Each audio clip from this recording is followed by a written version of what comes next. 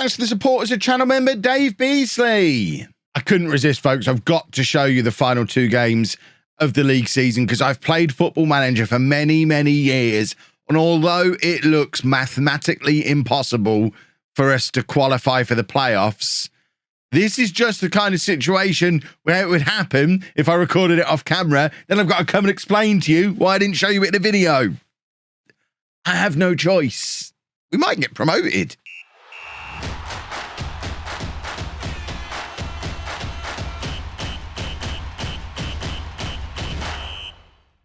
Hello and welcome to part 40 of Non-League to Legend. I'm Kev, and coming up on today's episode, we have those final 2 games of the season.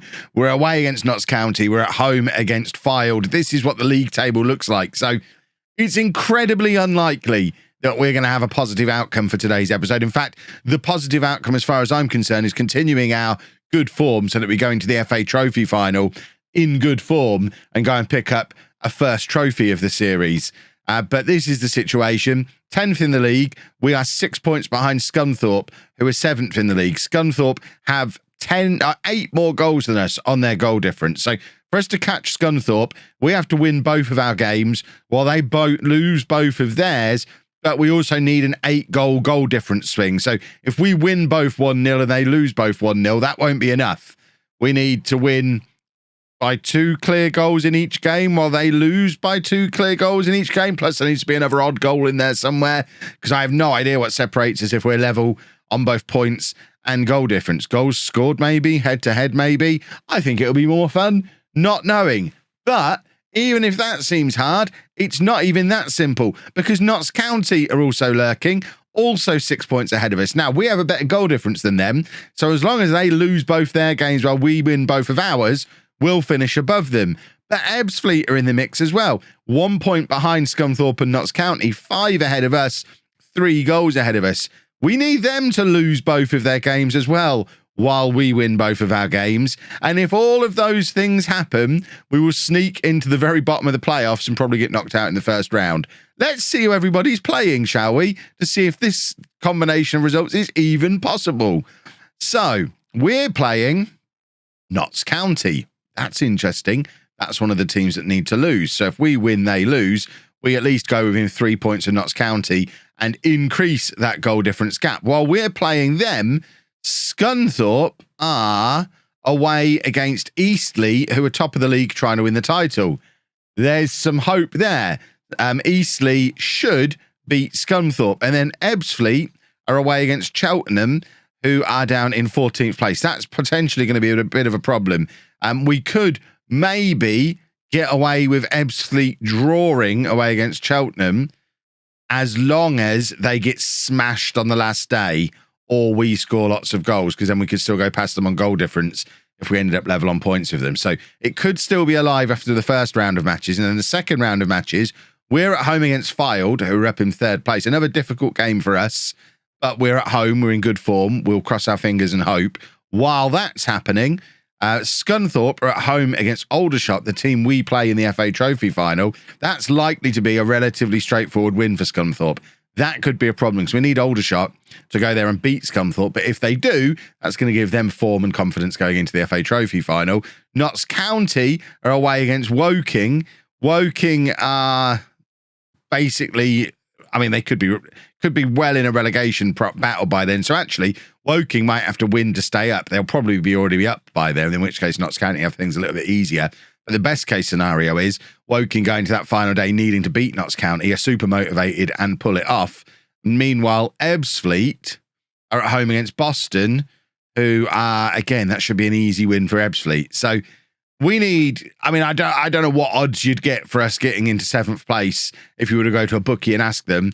I suggest if you put 10 pence on and it actually happened, you'd be very, very wealthy, though. It is not going to happen, but we've all played Football Manager before and we know that it might, which is why I've got to show you it. So let's go play Notts County. After all that, I think we're all fairly confident in knowing that we're about to lose to Notts County because, again, we've played Football Manager before. It's given us the hope now. Now it takes the hope away. It's Football Manager. So we're going with Blair in goal, a back four of McFadden, Williams, Robertson, Curtis, Dixon, Bonner and Magoma in midfield, Gilks, Davidson and Okoflex supporting Knowles up front.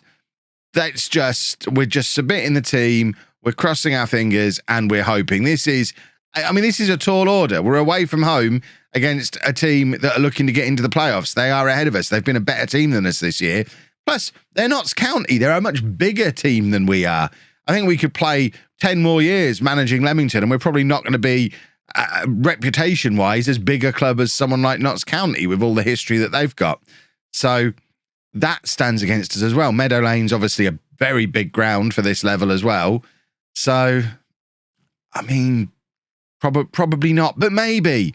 I mean, I did see somebody crash their car into Meadow Lane when they weren't in it once. I was at an estate agent's Christmas party in the Meadow Lane social area border. I don't even know what it was, like the bar restaurant area in the main stand, and looked out the window and saw a Hart estate agent's Mini rolling towards the side of the stadium really, really slowly. And the guy whose Mini it was worked in my office with me. And I mentioned it to him and said, your car's rolling towards the building. And he ran down the stairs and got to it just as it went into the side of the building.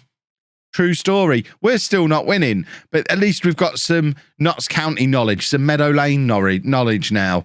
But it is Notts County who are looking like the more likely team to grab an opening goal here, which is not ideal because, as you know from the quite detailed explanation of the permutations we've just done, we must win. And at the moment, we are not winning. What is with all the gambling companies? Is this normally how it is in Football Manager? They started selling loads of advertising to gambling companies. We've got one there. The National Lottery was over there somewhere. There was another casino. Is this a new thing? I don't know that I want gambling companies all over my YouTube channel. We might need to look into getting some custom advertising around the ground. Yeah, Unibet on there as well. 32 red. We just had a goal disallowed. I'm more concerned now with the fact that my YouTube channel is now subtly advertising gambling via the medium of Football Manager. It might have been on there for ages and I've just never noticed it before, but it just seems to really stand out in this match. Perhaps Notts County just really like a bet. Perhaps it's because I mentioned the odds before the match.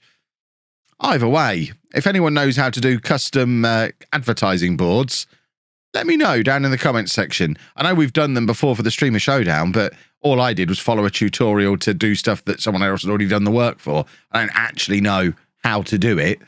Obviously, I want like pictures of animations of me going like that. That would be amazing. Really add to the realism. I'm sponsoring my own football team. Notts County are in here, and that is a very good save from Blair.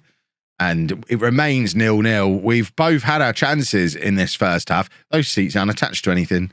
But it still looks like it's going to be Notts County most likely to break this deadlock. I haven't even looked at what's going on in the other games. Quite frankly, it's not relevant what's going on in the other games at the moment, because if we don't win here, the other games don't matter. We've got to do our part. So I think we probably make sure we're doing our part first, then start having a look to see if any of the other stuff is going our way. I mean, we're getting the notifications come up that Ebbsfleet are ahead in their game. So an Ebbsfleet win and it's all over anyway because we can't catch Ebbsfleet. So, I mean, we don't want to see that. Cheltenham have just got a goal back. So we did say we could get away with Ebbsfleet picking up one draw. So if this is their one draw, if Cheltenham can sort us out, that would be ideal. I think we've won a penalty here. It looks like a very, very soft penalty, but it's a penalty all the same. We will absolutely take it. And it's going to be Davidson to take with the opportunity to put us 1-0 up. And he does. Where was this kind of form earlier on in the season? I do feel like, I know we've been like this before, but I don't remember us ending a season this strongly before. I do feel like we are in a very strong position for next season, assuming I stay at the club. I mean, I have signed another contract extension. I think I mentioned that in the last episode. So I think it's unlikely. It would have to be quite a wealthy club that come in for me. So I think we're probably going to be here again next year. And at the moment, I'm feeling pretty confident about it. Hopefully the summer goes to plan. We don't have another takeover or a disaster like that. And fingers crossed, we have a much more comfortable season next year. We're just making a few changes to these players who are getting all tired legs, bless their cotton socks. There you go. Swap those lot around. So at the moment, we are ahead, but would still be 6 points behind 7th place. So it is all over as it stands. I don't even remember Port Vale being in the mix.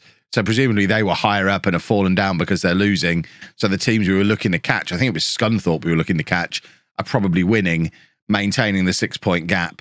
And now Gilks, I think, is getting sent off, and I'm not really sure what for. I don't really know what he did there. It didn't look like any contact was made. But that's a problem. McKiernan can go out onto the left, but we're not great when we go down to 10 men. I was aiming for balance there. Let's drop back to a balanced mentality. And, I mean, it's always the football manager way, isn't it? It's given us that little hope spot, and then it's whipping it away, even though we're playing well, and making sure that there's a red card in the big game. That always seems to be a thing in Football Manager.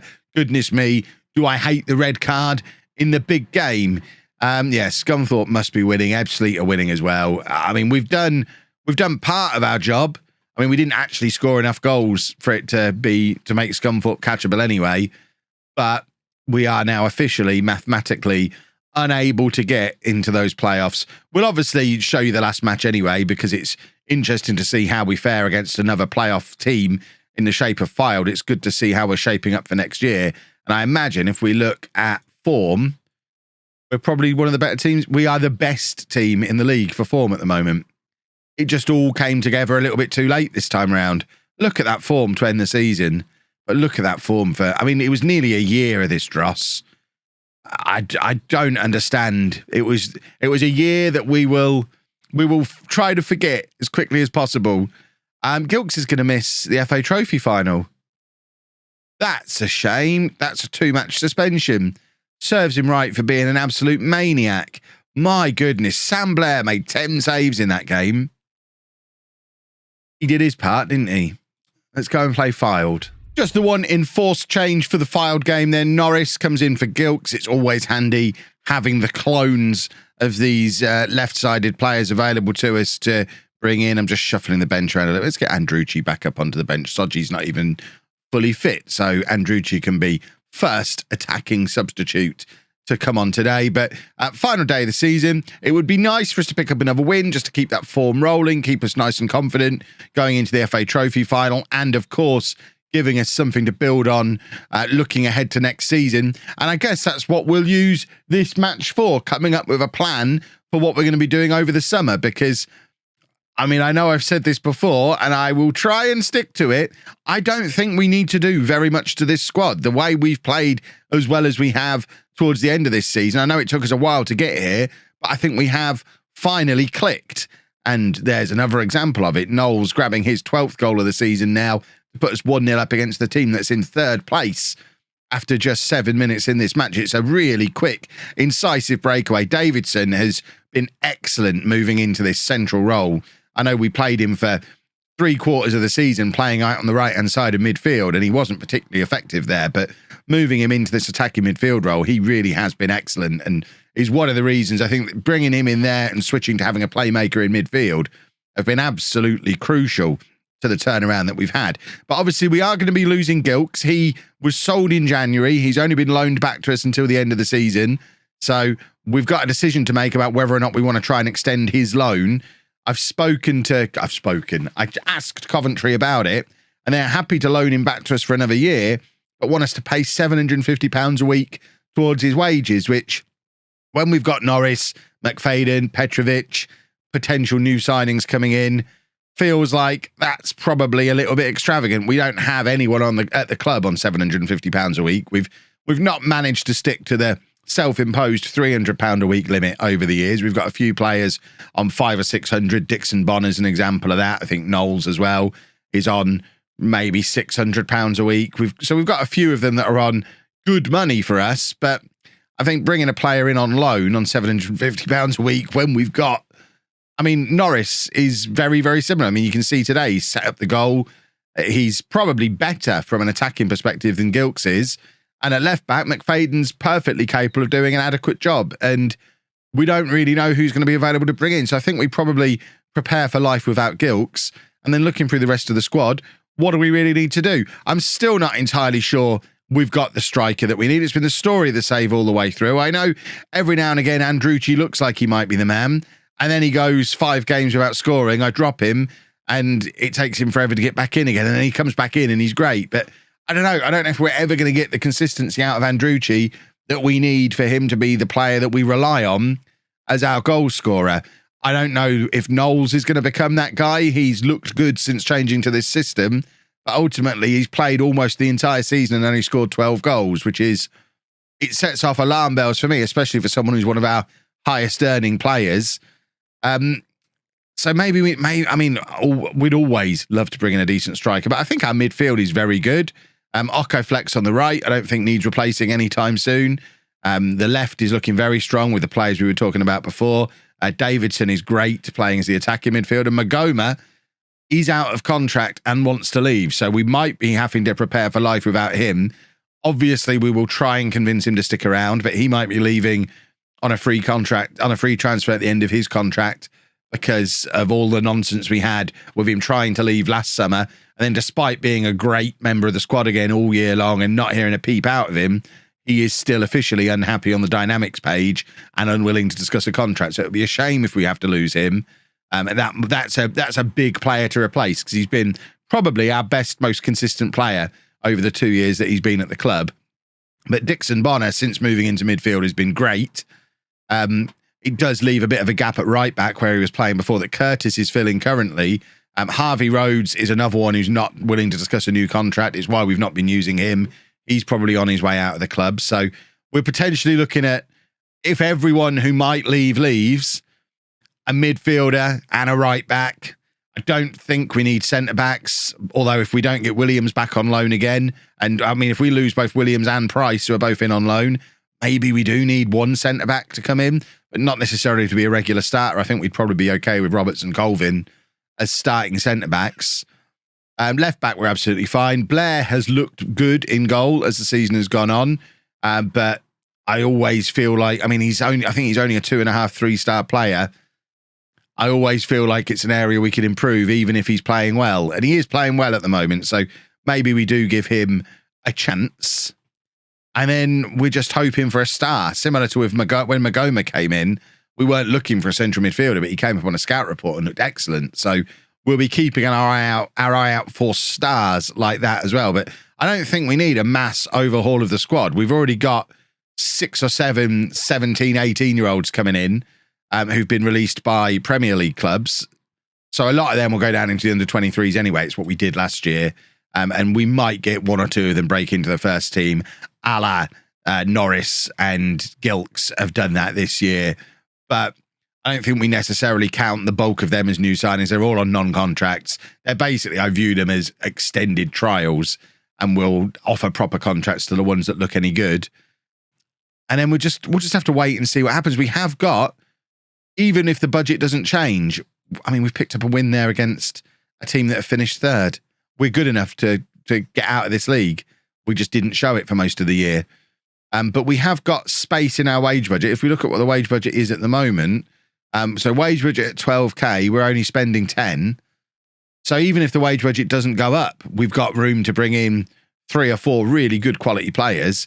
And with players leaving as well, then there's even more wage budget to play with. We've just got to be careful that we bring in quality, we bring in the right players and don't go too crazy. The board are just telling me they're not going to judge me until after the FA Trophy final, I think. And now we have to wait for a month to play that, which is weird. I don't really know how it's going to fit in with things like doing the season review. Is the season review going to happen after that? Do we get budgets after that? I mean, I'm not entirely sure what happens from here. I guess we just wait.